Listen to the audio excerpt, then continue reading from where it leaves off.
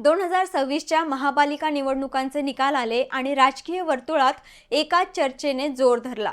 ठाकरे बंधू एकत्र आले पण करिश्मा मात्र हरवला। मुंबईपासून अहिल्यानगरपर्यंत इंजिनची गती मंदावली आणि ज्या युतीकडून मोठ्या चमत्काराची अपेक्षा होती तिथे पदरी मात्र निराशाच पडली। विशेष म्हणजे ज्या मनसेची तुलना एकेकाळी प्रस्थापित पक्षांची व्हायची ती आता MIM आणि वंचित पेक्षाही मागे पडल्याचे चित्र आहे। महाराष्ट्राच्या राजकारणात राज ठाकरे हे एक असे कोडे आहेत ज्यांच्या सभेला विक्रमी गर्दी जमते, ज्यांच्या भाषणातील एक एक शब्द हेडलाईन बनतो, पण जेव्हा मतदानाचा दिवस येतो तेव्हा ही गर्दी मतदान केंद्रापर्यंत पोहोचत नाही। गेल्या काही वर्षांचा इतिहास पाहिला तर एक धक्कादायक पॅटर्न समोर येतो। राज ठाकरे ज्यांच्या बाजूने उभे राहिले त्या मित्राला विजयाऐवजी पराभवाचाच सामना करावा लागतो। एकेकाळी पुण्यात 29 नगरसेवक निवडून आणणाऱ्या मनसेचा 2026 मध्ये पुण्यातून सफाया झाला आहे। अहिल्यानगरमध्ये तर विखे जगताप मैत्रीच्या लाटेत मनसेचा भोपळाही फुटला नाही। ज्या वेगाने मनसेची संघटनात्मक बांधणी विखुरली ते पाहता मनसे आता केवळ भाषणे ऐकण्यापुरता पक्ष उरला आहे का असा प्रश्न विचारला जात आहे। राज ठाकरेंच्या बदलत्या भूमिकांमुळे मतदारांमध्ये संभ्रम निर्माण झाला। त्यांच्या फायर ब्रँड प्रतिमेचा फायदा मित्र पक्षांना होण्याऐवजी तोटाच जास्त झाल्याचं दिसतंय। लाव रे तो व्हिडिओ म्हणत त्यांनी भाजपवर आग ओकली, पण निकालानंतर काँग्रेस राष्ट्रवादीचं राज्यात पानिपत झालं। मोदींच्या समर्थनार्थ बिनशर्त उभे राहिले, पण महायुतीची गाडी महाराष्ट्रात रुळावरून घसरली आणि जागा निम्म्यावर आल्या। भावाच्या मदतीला धावून गेले, ठाकरे ब्रँडची मशाल पेटवली, पण मुंबई महापालिकेत भगव्याची सत्ता खेचून आणण्यात ही युती अपयशी ठरली।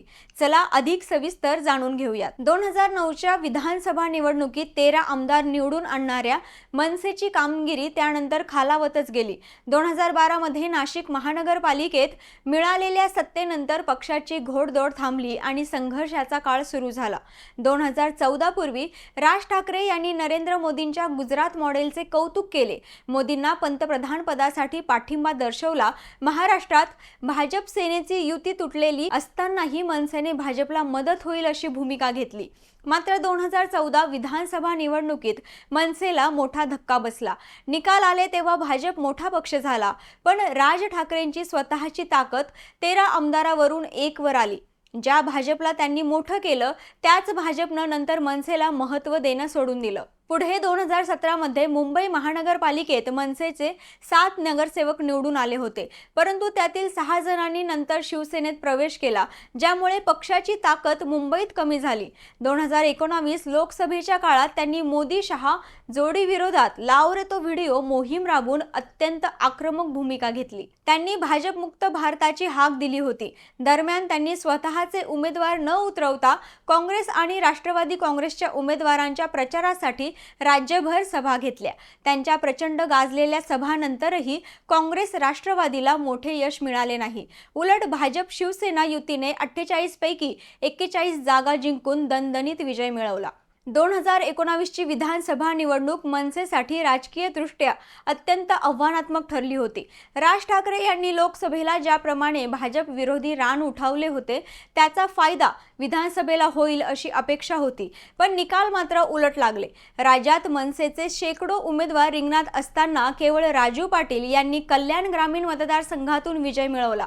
हा विजय मनसेसाठी केवळ एक जागा नसून पूर्णपणे अस्तित्वाची लढाई होती। एकेकाळी पुण्यात मनसेचे 29 नगरसेवक आणि उत्तम संघटनात्मक बांधणी होती, पण 2019 मध्ये पुण्यातून मनसेला एकही जागा जिंकता आली नाही।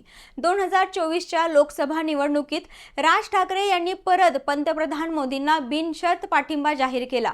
त्यानंतर महाराष्ट्रात महायुतीला मोठा फटका बसला आणि त्यांच्या जागा 41 वरून थेट 17 वर आल्या। विशेषतः मुंबईत जिथे राज ठाकरेंचा प्रभाव मानला जातो तिथेच महायुतीला फारसे यश मिळाले नाही। 2025च्या उत्तरार्धात आणि 2026च्या सुरुवातीला महाराष्ट्राच्या राजकारणात पुन्हा मोठे बदल पाहायला मिळाले।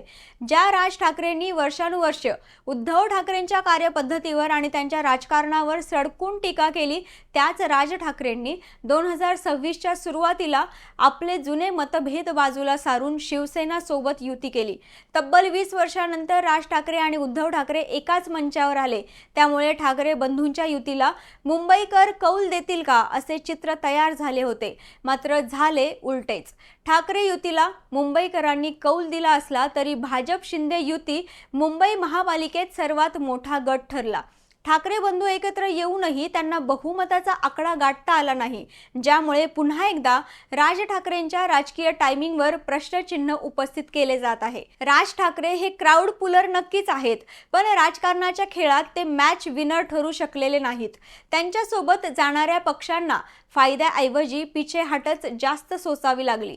ही आजची राजकारणातील एक रंजक पण तितकीच भीषण वास्तविकता आहे.